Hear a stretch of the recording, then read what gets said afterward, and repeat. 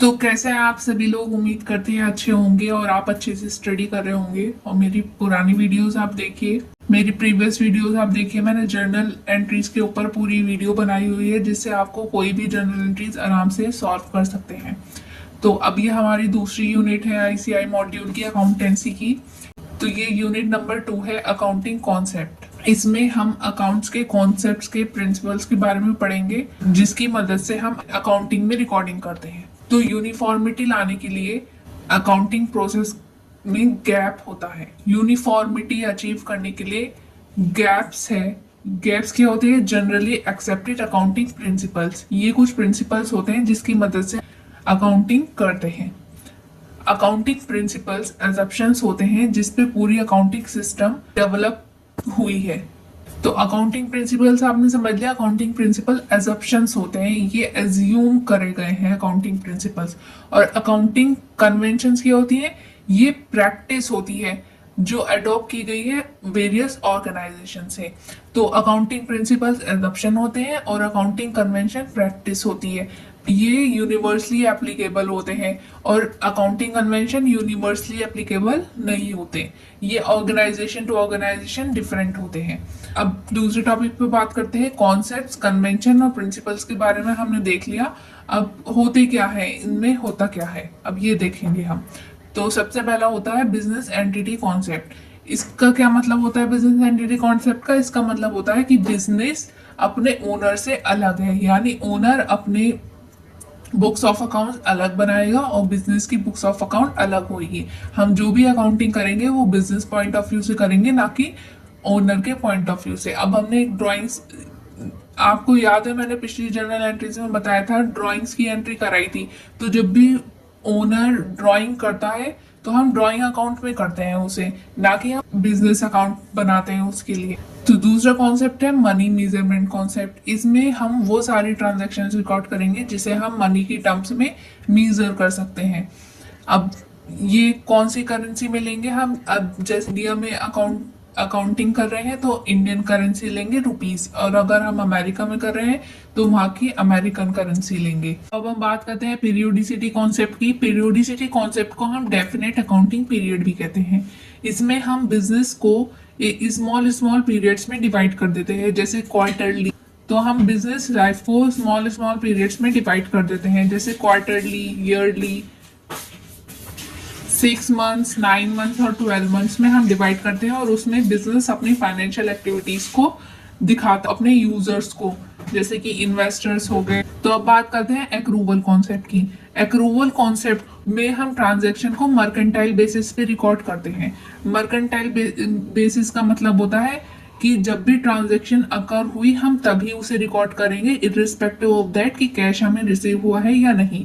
इसका मतलब क्या है कि जब भी ट्रांजैक्शन होती है हम उसे तभी रिकॉर्ड करते हैं। अब जैसे मान लो हमने कुछ सामान खरीदा, कुछ सामान परचेज करा, तो हम उसे तभी रिकॉर्ड करते हैं जब हमने उसे परचेज करा है, ना कि तब जब हम कैश वापस करेंगे।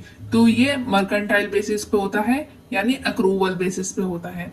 फिर बात आती है मैचिंग कॉन्सेप्ट की। मैचिंग कॉन्सेप्ट क्या होता है? अब मैचिंग कॉन्सेप्ट क्या कहता है कि एक्सपेंसेस मैच होनी चाहिए रेवेन्यू की उस सेम ईयर में। अब ये भी अक्रूवल बेसिस के ऊपर बेस्ड है, मतलब जब हमें पैसा मिला हो या ना मिला हो, लेकिन हमें ट्रांजैक्शंस को रिकॉर्ड करनी होती है। अब मैचिंग कॉन्सेप्ट का एग्जांपल क्या लेते हैं हम कि एक कंपनी गुड्स प्रोड्यूस करती है जनवरी में, अब वो सेल करेगी फेब्रुअरी में, उसके गुड्स सेल होंगे फेब्रुअरी में। तो हमें फेब्रुअरी में ही उस गुड्स जो हमने प्रोड्यूस किए थे उसमें खर्चा हुआ था, तो तभी उसे रिकॉर्ड करना होगा फेब्रुअरी में। तो ये मैचिंग कॉन्सेप्ट ये कहता है। गोइंग कंसर्न कॉन्सेप्ट कहता है financial statement are prepared to follow assumptions, business will continue for foreseeable future. अब गोइंग कंसर्न कॉन्सेप्ट कहता है कि बिजनेस लंबे समय तक चलता रहना चाहिए। अब कोई कंपनी ओपन करता है तो उसका मोटिव ये होना चाहिए कि बिजनेस लंबे समय तक चलता ही रहे, चलता ही रहे। तो कॉस्ट कॉन्सेप्ट क्या कहता है? कॉस्ट कॉन्सेप्ट कहता है जो एसेट्स की वैल्यू है वो हिस्टोरिकल कॉस्ट और एक्विजिशन कॉस्ट पे रिकॉर्ड होनी चाहिए। लेकिन जब हम कॉस्ट कॉन्सेप्ट के अकॉर्डिंग ट्रांजैक्शन को रिकॉर्ड करते हैं तो वो अपनी कंपैरेबिलिटी और रेलेवेंस खो देता है। इसका मतलब है कि जब हमने मशीनरी परचेज करी 10 सालों पहले, हमने जितने में एसेट खरीदा था तो वही बैलेंस शीट में वही दिखाएंगे, उसी कॉस्ट को दिखाएंगे। रियलाइजेशन कॉन्सेप्ट कहता है, ऊपर हमने पढ़ा था कॉस्ट कॉन्सेप्ट में हम वही कॉस्ट रखेंगे जो हमने जिस समय गुड्स को परचेज करा होगा या मशीनरी को, एसेट को परचेज करा होगा। लेकिन अगर उस कॉस्ट को चेंज करने की जरूरत पड़ती है तो हम चेंज भी कर सकते हैं, ये रियलाइजेशन कॉन्सेप्ट कहता है। फिर आते हैं हम ड्यूअल कॉन्सेप्ट में। ड्यूअल कॉन्सेप्ट का मतलब है हर ट्रांजैक्शन के दो एस्पेक्ट्स होते हैं, एक डेबिट और एक क्रेडिट। ये तो आप लोगों ने पढ़ ही लिया है, जर्नल एंट्रीज की वीडियोस देख लियो। हर ट्रांजैक्शन के दो एस्पेक्ट होते हैं, डेबिट और क्रेडिट। फिर आते हैं कंजर्वेटिव कॉन्सेप्ट में। कंजर्वेटिव कॉन्सेप्ट को हम प्रूडेंस कॉन्सेप्ट भी कहते हैं। इसमें हम लॉस को रिकॉर्ड करते हैं और प्रॉफिट को रिकॉर्ड नहीं करते।